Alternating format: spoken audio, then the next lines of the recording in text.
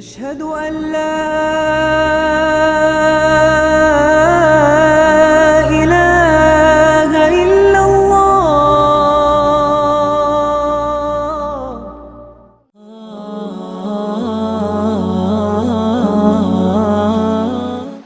الحمد لله نحمده ونستعينه ونستغفره ونؤمن به ونتوكل عليه ونعوذ بالله من شرور أنفسنا ومن سيئات أعمالنا من يهده الله فلا مضل له ومن يضلل فلا هادي له وأشهد أن لا إله إلا الله وأشهد أن محمدا عبده ورسوله أما بعد فقد قال الله تعالى في القرآن العظيم والفرقان المجيد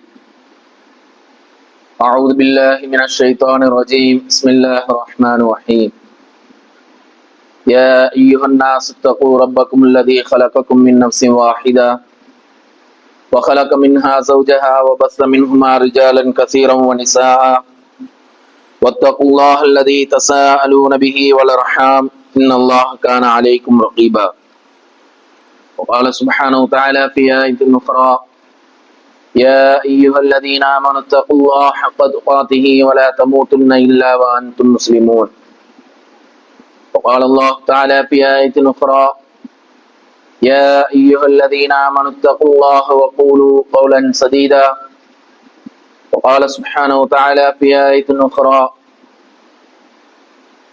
يا أيها الذين آمنوا اتقوا الله حق تقاته ولا تموتن إلا وأنتم مسلمون وقال نبينا صلى الله عليه وسلم أكثر الذكر هادم لذات الموت اللهم صل على محمد وعلى آل محمد كما صليت على إبراهيم وعلى آل إبراهيم إنك حميد مجيد اللهم بارك على محمد وعلى آل محمد كما باركت على إبراهيم وعلى آل إبراهيم إنك حميد مجيد فإن أصدق الحديث كتاب الله وخير الحديث حديث محمد صلى الله عليه وسلم وشر الأمور محدثاتها وكل محدثة بدعة وكل بدعة ضلالة وكل ضلالة في النار أيها الإخوة في الله أوصيكم إياي أولا بتقوى الله. அன்பிற்கினிய அல்லாஹின் நல்லடியார்களே, அல்லாஹ் மாபெரும் கிருபையின் காரணமாக அவன் நம் மீது கடமையாக்கியிருக்கக்கூடிய ஜும்மாவுடைய தொழுகை நிறைவேற்றுவதற்காக வேண்டி ஆரம்ப நேரத்திலேயே வந்து அமர்ந்திருக்கக்கூடிய நம்முடைய எல்லா எண்ணங்களையும் எல்லா செயல்பாடுகளையும் நாளை மறுமையில் அல்லாஹ் ரப்பு சுப்ஹானஹு வ தஆலா நிரப்பமான கூலிக்குரியதாக ஆக்கி அருள் புரிவானாக என்ற பிரார்த்தனையோடு இன்றைய ஜும்மாவுடைய உரையை ஆரம்பம் செய்கின்றேன். அன்பிற்கினிய அல்லாஹின் நல்லடியார்களே, அல்லாஹ் ரப்பு சுப்ஹானஹு வ தஆலா சூரத்துல் முல்க்ல சொல்லி காட்டுகின்ற பொழுது அல்லதி ஹலக்கல் மௌத வல் ஹயாத லியப்லுவக்கும் அய்யுக்கும் அஹ்ஸனு அமலா, இந்த வாழ்க்கையையும் மரணத்தையும் அல்லாஹ் உங்களுக்காக வேண்டி படைத்திருக்கின்றான். எதற்காக வேண்டி என்றால், உங்களில் யார் நல்ல அமல்களை செய்யக்கூடியவர்கள், உங்களில் யார் சிறந்தவர்கள் என்பதை அல்லாஹ் சோதிப்பதற்காக வேண்டி இந்த வாழ்க்கையையும் மரணத்தையும் அல்லாஹ் ரப்பு சுப்ஹானஹு வ தஆலா படைத்திருப்பதாக திருமறையில சொல்லி காட்டுகின்றான். இன்னைக்கு உலகத்துல நாம் என்ன பண்றோம்னு சொன்னா, அல்லாஹ் வழங்கி இருக்கக்கூடிய வாழ்க்கையை சுகபோகமாக எப்படி வாழ முடியுமோ, எந்த விதமான கஷ்டங்களும் இல்லாமல் எந்த விதமான சோதனைகளும் இல்லாமல் என்னுடைய வாழ்க்கை நல்லா இருக்கணும், என்னுடைய குடும்பத்தினுடைய வாழ்க்கை சுபிட்சமா இருக்கணும், என்னுடைய உறவுகள் அவர்களுக்கு எந்த சங்கடங்களும் ஏற்பட்டு விடக்கூடாது என்பதை பார்த்து பார்த்து உலக விஷயத்திலே எல்லா விதமான காரியங்களையும் சரிபடுத்தக்கூடிய எந்த நிலையாக இருந்தாலும் சரி, அந்த நிலையை அடைந்து அதை சரிபடுத்தக்கூடியவர்களாக இருந்து கொண்டிருக்கின்றோம்.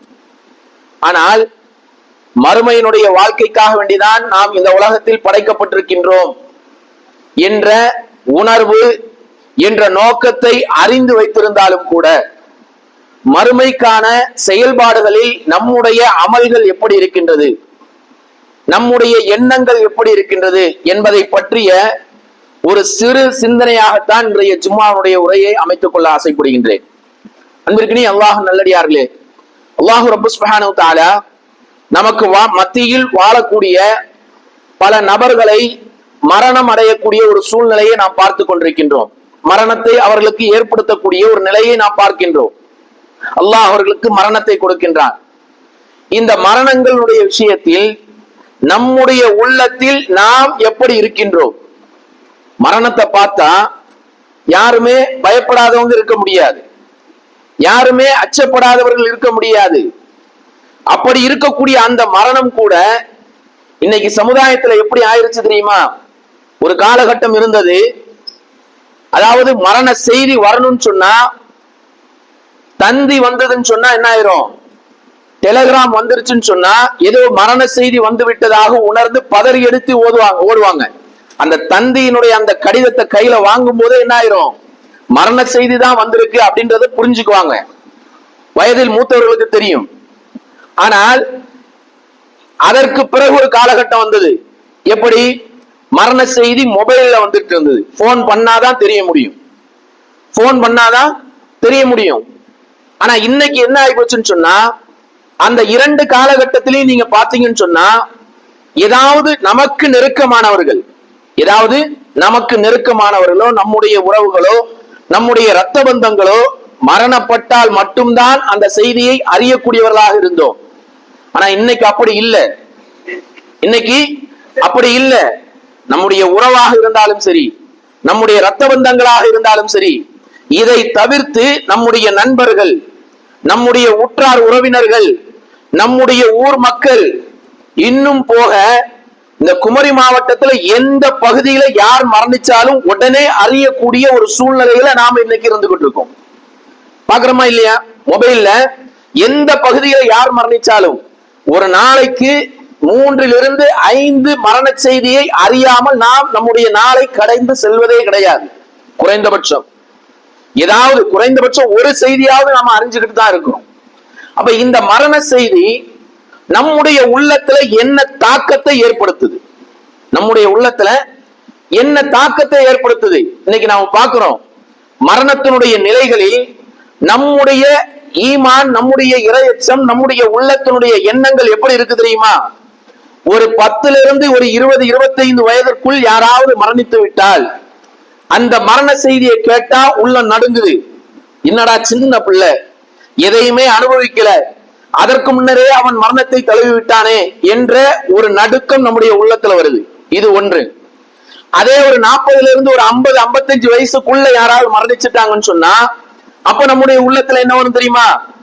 அவருக்கு என்ன கிடையில கிடக்காம நிம்மதியா போய் சேர்ந்துட்டாரு அப்படின்ற எண்ணத்தோடு அந்த மரணத்தை கடந்து செல்லக்கூடியவர்களாக இருக்கின்றோம்.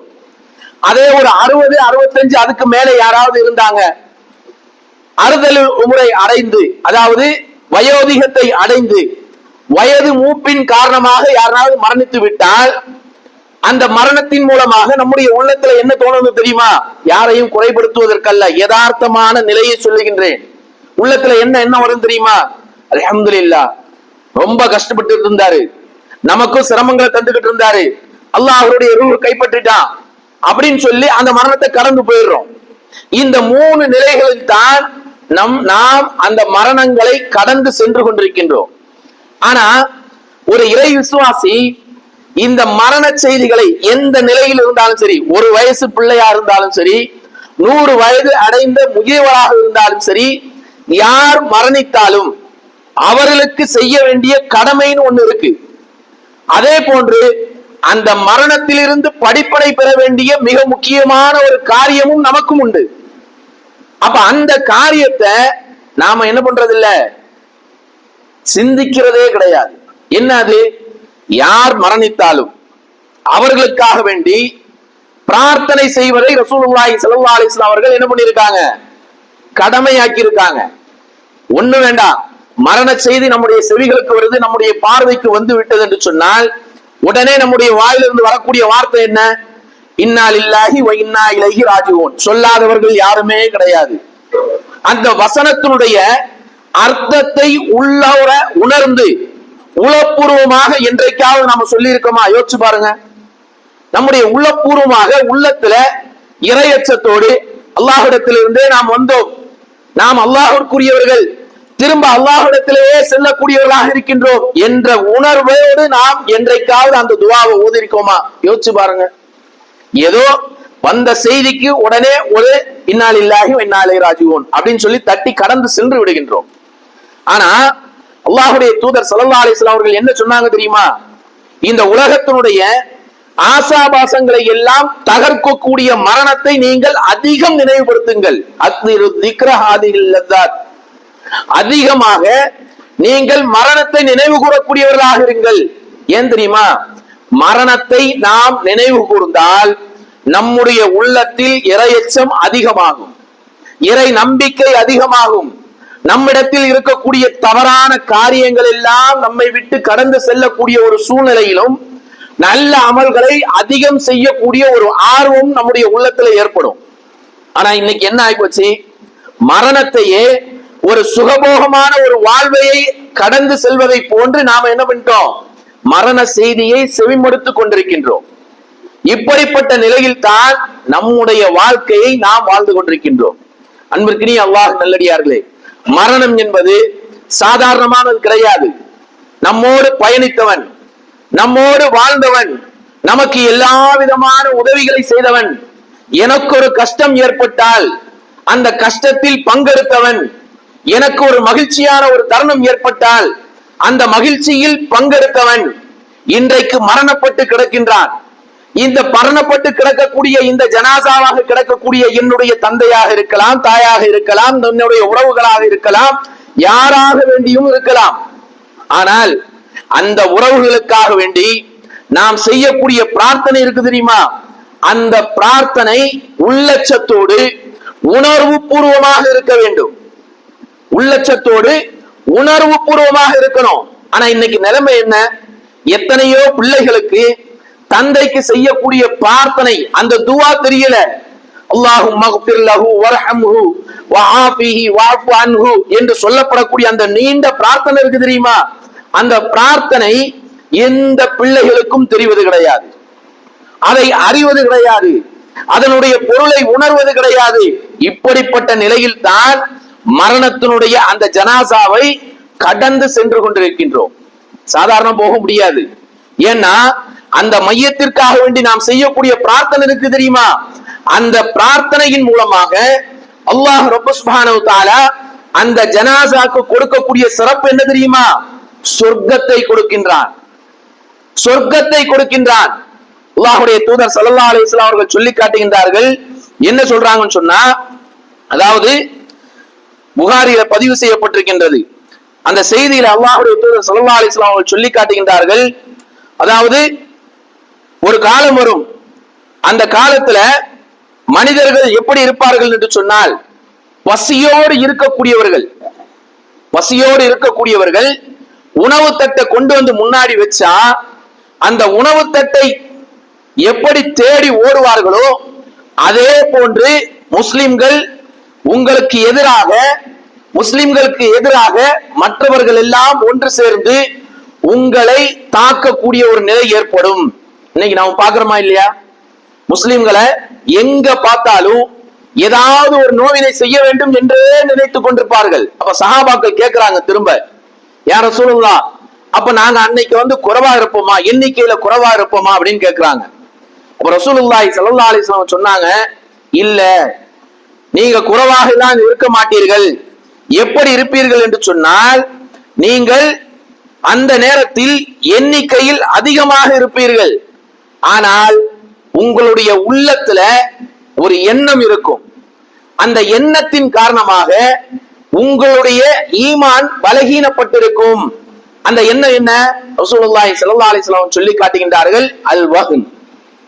அல் வஹன், வஹன்னா என்ன அப்படின்னு சொல்லி ரசூலுல்லாஹ்ட்ட சஹாபாக்கள் கேக்குறாங்க, யா ரசூலுல்லாஹ், மல் வஹன், வஹன்னா என்ன அப்படின்னு சொல்லி கேட்கக்கூடிய நேரத்துல ரசூலுல்லாஹி ஸல்லல்லாஹு அலைஹி வஸல்லம் அவர்கள் சொல்லி காட்டுகின்றார்கள், வஹன் என்பது உலகத்தை நேசிப்பது, ஹுப்புத் துன்யா, உலகத்தை நேசிப்பது, அதே போன்று மரணத்தை வெறுக்கக்கூடிய ஒரு நிலை. இந்த இரண்டும் யாருடைய உள்ளத்தில் வந்து விடுகின்றதோ, அதுதான் வஹன் என்பதாக ரசூலுல்லாஹி ஸல்லல்லாஹு அலைஹி வஸல்லம் சொல்லி காட்டுகின்றார்கள். இன்னைக்கு பாருங்க, உலகத்தை அதிகமாக நேசிக்கிறோம். நம்முடைய பெற்றோர்கள் மரணப்பட்டிருக்கக்கூடிய நேரத்துல அந்த பெற்றோருக்கு செய்ய வேண்டிய பிரார்த்தனையை விட அந்த பெற்றோர் சம்பாதித்து வைத்திருக்கக்கூடிய செல்வம் எவ்வளவு, அவருடைய சொத்து எவ்வளவு, அவருக்கு பேங்க் பேலன்ஸ் எவ்வளவு இருக்கு, இதைத்தான் சிந்திக்கக்கூடியவர்களாக இவர் சொத்தெல்லாம் எங்க வாங்கி போட்டிருக்காரு, இவர் எங்க அட்வான்ஸ் கொடுத்திருக்கிறாரு, எதற்கு பேமெண்ட் பண்ணிருக்காரு, இப்படியே யோசித்திருக்கக்கூடிய நிலையில் தான் அந்த ஜனாசாவை கடந்து செல்லக்கூடியவர்களாக நாம் இருந்து கொண்டிருக்கின்றோம். யோசிச்சு பாருங்க. இப்படிப்பட்ட நிலையில் தான் நாம மரணத்தை என்ன பண்றோம், கடந்து சென்று கொண்டிருக்கின்றோம். அல்லாஹ்வுடைய தூதர் ஸல்லல்லாஹு அலைஹி வஸல்லம் அவர்கள் அதைத்தான் சொன்னாங்க. உங்களுடைய உள்ளத்துல என்ன வந்துடும், உலகத்தினுடைய ஆசாபாசங்கள் அது மேலோங்கி விடும். இது மேலோங்கி விட்டது என்று சொன்னால் உயிரோட்டத்தோடு பிரார்த்தனை செய்ய வேண்டிய அந்த ஜனாசாவிற்கு, உண்மையாக பிரார்த்தனை செய்ய வேண்டிய அந்த ஜனாசாவிற்கு நாம என்ன பண்றது இல்ல, உண்மையாக பிரார்த்தனை செய்யறதே இல்லை. எந்த அளவுக்குன்னு சொன்னா, ருக்கு இல்லாத, சுஜூத் இல்லாத 4 தக்பீர்களை கொண்ட அந்த ஜனாசா தொழுகையினுடைய முறையை கூட ஒவ்வொரு ஜனாசாவுடைய சந்தர்ப்பத்திலும் சொல்லி தெரிய வேண்டிய நிலையில் தான் நம்முடைய சமுதாயம் இருந்து கொண்டிருக்கின்றது. யோசிச்சு பாருங்க, இது எவ்வளவு பெரிய கை சேதம். அப்ப இந்த ஜனாசாவின் மூலமாக எனக்கு என்ன படிப்பின, மரணித்திருக்கக்கூடிய சகோதரன், என்னுடைய நண்பன், என்னுடைய உறவுகள் யாராக இருந்தாலும் என்னோடு இருந்தான், ஆனால் இன்னும் ஒரு சில மணித்துளிகளில் இருட்டு அறையில் ஒரு கபரு குழியில கொண்டு போய் அவனை வைக்க போறாங்க. அந்த இடத்துல அவனுக்கு எதுவுமே இருக்காது, எந்த துணைகளும் இருக்காது, எந்த ஆதரவும் இருக்காது. எது ஒன்றுதான் வரும், அவன் இந்த உலகத்துல செய்த நல்ல அமல்களை தவிர வேறு எதுவுமே வராது. ரசூலுல்லாஹி ஸல்லல்லாஹு அலைஹி வஸல்லம் சொல்லி காட்டுகின்றார்கள், யத்பஉல் மய்யித் ஸலாஸா, மரணத்தினுடைய அந்த மையத்தை பின்தொடரக்கூடியது 3. அந்த 3ல 2 விஷயம் என்ன ஆயிரும், திரும்ப வந்துரும். அதுல 2 விஷயம் என்ன, அவன் சம்பாதித்த செல்வம், அவனுடைய உறவுகள் எல்லாம் திரும்ப வந்துருவாங்க. வயபகா வாஹித், ஒன்னே ஒண்ணுதான் தங்கி இருக்கும் அவன் கூட. அவன் கூட இருக்கக்கூடியது எது, அவன் செய்த நல்ல அமல்கள், அவன் செய்த நல்ல அமல்கள். அப்ப இந்த உலகத்துல வாழுகின்ற பொழுது நம்முடைய சகோதரன் மரணிச்சிருக்கிறான், குழியில வைக்க போறாங்க, அங்க மலக்குமார்கள் வந்து விசாரிப்பார்கள் என்பதை உணர்ந்திருக்கிறோம். என்னென்ன கேள்வி கேட்பாங்கன்னு தெரியும். எல்லாவற்றையும் அறிந்து அவனுடைய உறுதித்தன்மைக்காக வேண்டி, அவருடைய ஸ்திரத்தன்மைக்காக வேண்டி, அவருடைய மகபிரத்துக்காக வேண்டி எந்த அளவிற்கு நாம் உள்ளம் உருகி பிரார்த்தனை செய்திருக்கின்றோம். யோசிச்சு பாருங்க. நம்முடைய நெருக்கமான சொந்தங்களாக இருந்தால் ஒரு சொட்டு கண்ணீர் அதிகமா போகும், அவ்வளவுதான், அதற்கு மேல ஒண்ணுமே இல்லை.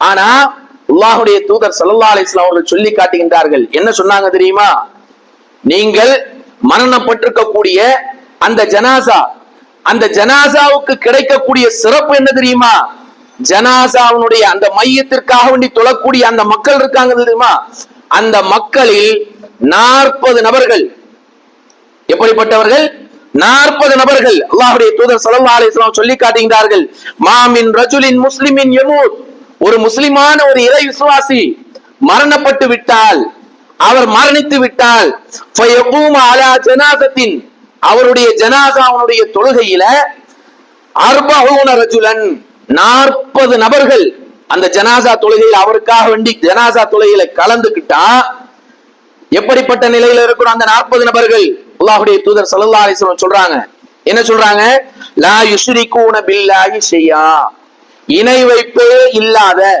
ஏகத்துவத்தை ஏற்றுக்கொண்ட, அல்லாஹ்வை மட்டுமே வணங்கக்கூடிய, அல்லாஹ்விடத்தில் மட்டுமே பிரார்த்தனை செய்யக்கூடிய 40 நபர்கள் அந்த ஜனாசா தொழுகையில அந்த மையத்திற்காக வேண்டி தொழுது பிரார்த்தனை செய்தால் அவருக்கு கிடைக்கக்கூடிய என்ன தெரியுமா, இல்லா ஷஃபாஹுமுல்லாஹு ஃபீ, இவருடைய ஷஃபாத்தை அல்லாஹ் கண்டிப்பாக அங்கீகரிக்கின்றான். எவ்வளவு பெரிய விஷயம்.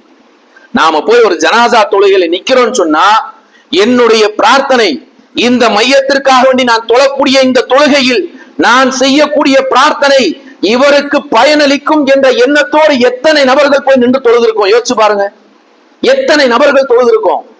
அந்த தொழுகை தொழக்கூடிய நேரத்துல இதே போன்ற ஒரு நிலையில் நானும் படுத்திருப்பேன், நானும் மையத்தாக ஆகியிருப்பேன். எனக்காக வேண்டியும் ஒரு 40 நபர்களை நான் சம்பாதிக்க வேண்டும், 40 நபர்கள் எனக்கும் பிரார்த்தனை செய்ய வேண்டும் என்ற எண்ணத்துல நாம என்னைக்காவது இந்த உலகத்துல வாழ்ந்துகிட்டு இருக்கோமா? யோசிச்சு பாருங்க. எத்தனை நபர்கள், எத்தனை நண்பர்கள், எத்தனை உறவுகள் தவறிலே உழந்து கொண்டிருக்கக்கூடிய நேரத்துல அந்த தவறை எடுத்து சொல்வதற்கு கூட தயங்கிக் கொண்டு எந்த விதமான சஞ்சலமும் இல்லாமல் அந்த தவறுகளோடு சேர்ந்து வாழக்கூடிய நிலையில் தான் நாம் இருந்து கொண்டிருக்கோம். யோசிச்சு பாருங்க.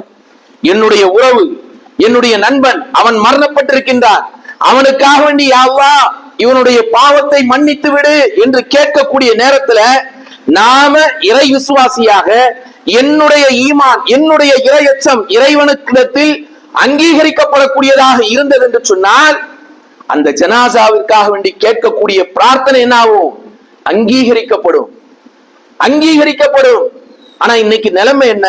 ஜனாசா தொழுகையில போய் கலந்து கொள்ளக்கூடிய நேரத்துல கூட அங்கேயும் குடும்ப விஷயங்களையும் பரஸ்பரம் நலம் விசாரிக்கக்கூடியதையும் அரட்டை அடிப்பதையும் கேலி பேசுவதையும் தான் அதிகமாக சமுதாயத்துல பார்க்க முடியுது. பார்க்கிறோமா இல்லையா? யதார்த்தமான நிலை. கபர்ல இருந்துகிட்டு அடக்கம் செய்திருப்பான், அடக்கம் செய்து கொண்டிருப்பார்கள். அவருடைய தோழரை, நண்பரை, உறவுகளை குழியில் இறக்கி கொண்டிருப்பார்கள், பேசிக் கொண்டிருப்போம். யோசிச்சு பாருங்க, எவ்வளவு மோசமான எண்ணமுடையவர்களாக இருந்து கொண்டிருக்கின்றோம். நம்முடைய இறையச்சம், இறைவிடத்தில் அவர் போயிருக்காரு, நாளைக்கு எனக்கும் இந்த நிலை ஏற்படும் என்ற பயம் இருந்தது என்று சொன்னால் என்னுடைய வாழ்க்கை எப்ப முடியும் தெரியாது. என்னுடைய உறவு மரணித்து விட்டது, ஜனாசாவாக கிடத்தப்பட்டிருக்கின்றது, குழியில் இறக்கப்படுகின்றது. இதை பார்த்ததுக்கு பிறகும் கூட நம்முடைய உள்ளத்திலிருந்து எடுக்கப்பட வேண்டிய குரோதங்கள் எடுக்கப்படுவதில்லை, எடுக்கப்பட வேண்டிய பகைமை எடுக்கப்படுவதில்லை, தடுக்கப்பட வேண்டிய தீமைகள் தடுக்கப்படுவதில்லை. இதை அப்படியே அங்கிருந்தே திரும்பவும் தொடர்ந்து கொண்டேதான் இருக்கின்றோம், அப்படியே தொடர்ந்து கொண்டேதான் இருக்கின்றோம். யோசிச்சு பாருங்க. அல்லாஹ் ரப்ப சுப்ஹானஹு வ தஆலா திருமறையில சொன்னா, "ஹலக்கல் மௌத வல் ஹயாத லியப்லுவக்கும்", மரணத்தையும் வாழ்வையும் உங்களை சோதிப்பதற்காக வேண்டிதான். நீங்க எப்படி நடந்துகிட்டு இருக்கீங்க? நாளை மரணப்படுக்கையில் நீ இந்த இடத்தில் நீ கிடப்பாய், உனக்காக வேண்டி பிரார்த்தனை செய்யக்கூடியவர்களை நீ தயார்படுத்தினாயா? யோசிச்சு பாருங்க. நான் மரணிச்சால் எனக்காக வேண்டி என்னுடைய இறைவனிடத்தில் என்னுடைய நண்பர்கள், என்னுடைய உறவுகள், என்னுடைய பெற்றோர்கள், என்னுடைய பிள்ளைகள் பிரார்த்தனை செய்யக்கூடிய நிலையில் நான் அவர்களை தயார்படுத்தி வைத்திருக்கின்றேனா? யோசிச்சு பாருங்க. எவ்வளவு பெரிய கை சேதத்துல இருப்போம், எவ்வளவு பெரிய கை சேதம். நமக்காக வேண்டி இணை வைப்பில்லாத 40 நபர்கள் பிரார்த்தனை செய்தால் அந்த பிரார்த்தனையை அல்லாஹ் அங்கீகரிக்கின்றான். அவங்க என்ன பிரார்த்தனை செய்வாங்க? நமக்காக வேண்டி என்ன பிரார்த்தனை செய்வாங்க? யா அல்லாஹ் இவருக்கு இரக்கம் காட்டு, இவருக்கு மன்னிப்பை கொடு, இவருடைய கேள்வி கணக்குகளுக்கு சிறத்தன்மையோடு பதில் சொல்லக்கூடிய அந்த உறுதித்தன்மையை கொடு. இதைத்தான் நம்ம கேட்போம். அந்த தன்மை அவருக்கு ஏற்பட வேண்டும் என்று சொன்னால், நமக்கும் ஏற்பட வேண்டும் என்று சொன்னால் நாமும் என்ன பண்ணணும்? நம்மோடு பயணித்தவர் மரணித்து விட்டார், இனி உள்ள காலத்துல நான் என்னுடைய மையத்திற்காக வேண்டி, என்னுடைய மரணத்திற்காக வேண்டி, நான் மரணித்து படுக்க வைக்கப்பட்டதற்கு பிறகு எனக்காக வேண்டி பிரார்த்தனை செய்யக்கூடிய ஒரு சமுதாயத்தை நாம ஏற்படுத்தணும். யோசிச்சு பாருங்க. அப்படிப்பட்ட ஒரு சமுதாயம் நம்முடைய வீட்டுல, இன்னைக்கு ஜும்மா தொழுதுட்டு வீட்டுல போய் உட்காருங்க, உட்கார்ந்துகிட்டு திரும்பி பாருங்க. உங்களுடைய வீட்டுல உங்களுடைய மனைவி, உங்களுடைய பிள்ளைகள், உங்களுடைய உறவுகள், இவர்களில் எத்தனை நபர்கள் நமக்காக வேண்டி உள்ளச்சத்தோடு பிரார்த்தனை செய்வார்கள்? அவருடைய செயல்பாடுகள் எப்படி இருக்கு? சிந்திச்சு பாருங்க. குறைபாடுகள் இருந்தால் அவரிடத்துல எடுத்து சொல்லுங்க. ஏன்னா இன்னைக்கு பல வீடுகள்ல நம்ம பார்த்தோம்னு சொன்னா, வாப்பா தொழுதா மகன் தொழுறது இல்லை, மகன் தொழுதா வாப்பா தொழுறது இல்லை. இப்படித்தான் கடந்து சென்று கொண்டிருக்கின்றோம். யாரும் யாரிடத்திலையும் போய் சொல்றது கிடையாது. என்ன தெரியுமா சொல்றோம்? நம்ம போய் சொன்னா பிரச்சனைங்க, இப்படியே கடந்து போயிடும். கடந்து போகாதீங்க. என்னுடைய மரணத்திற்கு பிறகு நான் மரித்தால் எனக்காக வேண்டி பிரார்த்தனை செய்யக்கூடிய ஒரு நிலை எனக்கு ஏற்பட வேண்டும் என்ற நிலையில் நாம் அவரிடத்தில் பழகக்கூடியவர்களாக இருக்க வேண்டும். அன்பிற்கினியவர்களே, சாதாரணமாகவே நாம் என்ன பண்றோம்? மரணத்தை அற்பமாக கருதி அப்படியே கடந்து சென்று கொண்டிருக்கின்றோம். அப்படி கடந்து செல்வதன் மூலமாக எந்த பயனும் கிடையாது. நாம் செய்யக்கூடிய பிரார்த்தனை அங்கீகரிக்கப்பட்டால் அதே போன்ற ஒரு நிலையை அல்லாஹ் நமக்கும் ஏற்படுத்துவான். அல்லாஹ் நமக்கு ஏற்படுத்துவான். கண்டிப்பா அதுல எந்த மாற்று கருத்தும் கிடையாது. ஆனா இன்னைக்கு நிலைமை என்ன? அந்த மரணத்தை பற்றியோ அந்த மரணத்திற்கு பிறகு இருக்கக்கூடிய வாழ்க்கையை பற்றியோ எந்த சிந்தனையும் இல்லாமல் தான் ஏதோ நேரம் கிடைச்சா நமக்கு சௌரியம் ஏற்பட்டால் இபாதத்துக்களை செய்யக்கூடிய நிலையில் தான் இந்த உலகத்துல நாம வாழ்ந்துகிட்டு இருக்கோம். அதற்கு பெரிய உதாரணம் சொல்ல வேண்டிய அவசியமே கிடையாது. இந்த ஜும்மாவுடைய தொழுகை எடுத்து பாருங்க. இங்க வந்திருக்கக்கூடிய எல்லா நபர்களுக்கும் தெரியும் ஜும்மாவுடைய தொழுகைக்கு எப்ப வரணும். தெரியாதுன்னு சொல்லக்கூடிய யாருமே கை தூக்க முடியாது. எல்லாருக்குமே தெரியும், எல்லாருக்கும் சொல்லப்பட்டிருக்கு. ஜும்மாவுடைய தொழுகைக்கு இமாம் மிம்பர்ல ஏறுறதுக்கு முன்னாடியே பள்ளிவாசல்ல வந்து உட்கார்ந்தா தான் மலக்குமார்கள் வாசலில் இருந்து அந்த பதிவு புத்தகத்தில் நம்முடைய பெயர்களை பதிவு செய்வார்கள். மறுமையில போய் நின்று நம்முடைய பட்டோலையை எடுத்து காட்டா அந்த பட்டோலையில இந்த நேரத்திற்கு பின்னால் வந்தவருடைய பெயர்கள் எதுவுமே பதிவு செய்யப்பட்டிருக்காது. யோசிச்சு பாருங்க, இந்த நிலை நமக்கு தேவையா? இது மரணப்பட்டதற்கு பிறகு கிடைக்காது. நம்முடைய மரணம் வருவதற்கு முன்னாடியே நம்முடைய குறைந்தபட்ச இந்த செயலை கூட நாம மாற்றுவதற்கு தயாராக இல்லை. குறைந்தபட்ச இந்த செயலை கூட எத்தனை பள்ளிவாசல்கள், இந்த பள்ளிவாசலை மட்டும் நம்ம குறிப்பிட்டு சொல்லல, எல்லா பள்ளிவாசலுடைய நிலைகளும் அப்படித்தான் இருந்து கொண்டிருக்கின்றது. இமாம் இரண்டாவது ரக்காத்துல அத்தையாத்துல உட்கார்ந்துட்டு இருக்கக்கூடிய நேரத்துல கூட தான் வந்து சேரக்கூடிய எத்தனையோ முஸ்லிம்கள் இருந்து கொண்டிருக்கின்றார்கள். வருத்தப்பட்டு சொல்லுகின்றோம். யோசிச்சு பாருங்க, ஏன் நம்முடைய உள்ளத்துல தாக்கத்தை ஏற்படுத்தலையா? நம்முடைய நண்பர்கள், நம்மோடு பழகியவர், நம்மோடு லேட்டா பள்ளிவாசலுக்கு வந்த ஜும்மாவுக்கு வந்தவர்கள் எத்தனை நபர்கள் மரணித்திருப்பார்கள். அந்த மரணத்தினுடைய தாக்கம் உங்களுக்கு ஏற்படுத்தவில்லையா? யோசிச்சு பாருங்க. அல்லாஹ்வுடைய தூதர் ஸல்லல்லாஹு அலைஹி வஸல்லம் அவர்கள் அதனால்தான் அதிகமாக மரணத்தை நினைவு கூற சொல்றாங்க. ஒவ்வொரு அமல்களிலும் தொய்வு ஏற்பட்டது என்று சொன்னால் அந்த தொய்வை போக்கக்கூடிய ஒரு மிகப்பெரிய ஒரு ஆயுதம் என்ன? மரணம்.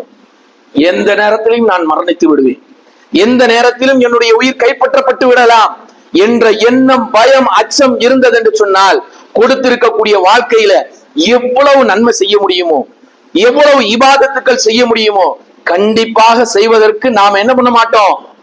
தவற விடவே மாட்டோம். அதை கண்டிப்பாக செய்திருப்போம். அதுல எந்த மாற்று கருத்தும் கிடையாது. ஆனா நம்முடைய வாழ்க்கையில நாம எப்படி வாழ்ந்துகிட்டு இருக்கோம் தெரியுமா? அல்லாஹ் ரப்ப சுப்ஹானஹு வ தஆலா தன்னுடைய திருமறையில் ஒரு அத்தியாயத்தையே சொல்லி காட்டினான். அல்ஹாக்குமுத் தகாசுர் ஹத்தா ஸுர்துமுல் மகாபிர். எல்லாருக்கும் மனனம் செய்த அந்த வசனம், இந்த அத்தியாயம் யாருடைய உள்ளத்திலும் இல்லாமல் இல்லை. எல்லாரும் மனப்பாடம் பண்ணிருக்கோம். என்ன அர்த்தம் தெரியுமா? அல்ஹாக்குமுத் தகாசுர். மனிதன் செல்வத்தை தேடி ஓடிக்கிட்டே இருக்கான், உலக ஆசாபாசங்களை தேடி ஓடிக்கிட்டே இருக்கிறான். எதுவரை? ஹத்தா ஸுர்துமுல் மகாபிர். கபரை சென்று அடைகின்ற வரை, மரணத்தை அடைகின்ற வரை அவன் போறது எங்கத்தான் போறான்? செல்வத்தை தேடியே ஓடிக்கிட்டு இருக்கான். யோசிச்சு பாருங்க, இப்படி செல்வத்தை தேடி தேடி தேடி தேடி தேடி என்னத்தை கொண்டு போறோம்? நம்முடைய குழியில நம்மோடு வரக்கூடிய செயல்பாடுகள் மட்டும்தான் நம்மிடத்துல வரப்போகுது. நம்முடைய அமல்கள் மட்டும்தான் நம்ம கூட வந்து உட்கார போகுது. வேற எதுவும், நாம சம்பாதித்த எதுவும் நம்மோடு வரப்போவது கிடையாது. ஆகவே மரணத்தை அதிகமாக சிந்தித்து நம்முடைய உள்ளத்துல யாரும் யாரையும் குற்றம் சொல்ல வேண்டிய அவசியம் இல்லை.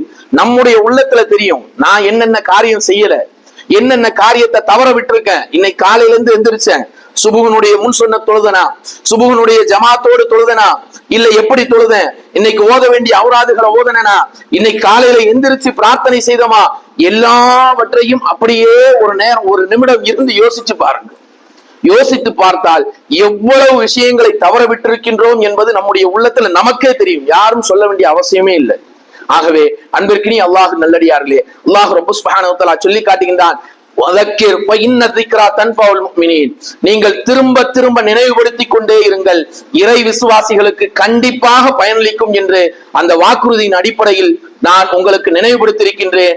அல்லாஹ் ரப்ப சுப்ஹானஹு வ தஆலா எதை நாம் கேட்டோமோ அதன் அடிப்படையில் நம்மிடத்தில் இல்லாத நல்ல காரியங்கள் நாம் செயல்முறைப்படுத்துவதற்கும், நம்மிடத்தில் இருக்கக்கூடிய தீமையான காரியங்களிலிருந்து விலகக்கூடிய நல்ல மக்களாக அல்லாஹ் ரப்ப சுப்ஹானஹு வ தஆலா நம் அனைவரையும் ஆக்கி அருள் புரிவானாக. ரப்பனா ஆத்தினா ஃபித் துன்யா ஹஸனா வ ஃபில் ஆখিরাতি ஹஸனத்தன் வ கினா அஸாபன்னார். يا أيها الذين آمنوا اتقوا الله وقولوا قولا سديدا يصلح لكم أعمالكم ويغفر لكم ذنوبكم ومن يطع الله ورسوله فقد فاز فوزا عظيما.